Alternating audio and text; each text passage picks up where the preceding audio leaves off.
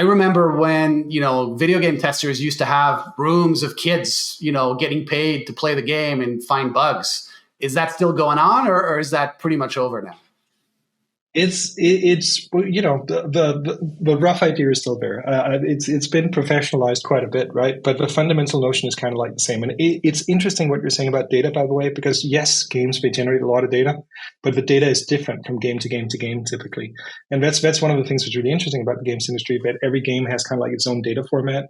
One of the things we're interested in long term is kind of like being, an agent who can like harmonize that so that you start having reusable data across the different games. But anyway, putting that aside, thinking about how game testing works at the moment, it is still an intentionally manual process in the games industry, and I think that to a large extent comes down to games they're obviously super multimodal, right? They can have text, they can have movement, they can have higher level reasoning, but they also if it's an action game, there's like moment to moment twitch behavior where you have to like act on something, right?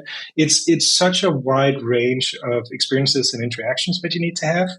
And on the other side, what you're looking for really sort of like benefits from having human creativity in there. Also, when you're building a game, you're integrating the output of obviously the developers, the engineers, the programmers who are building the code, but you also have the 3D artists, 2D artists, people working on the user interface. Maybe you have writers, you have the audio people, maybe you have some mocap in there. Who knows what? There's a lot of technology coming together for every game production, right?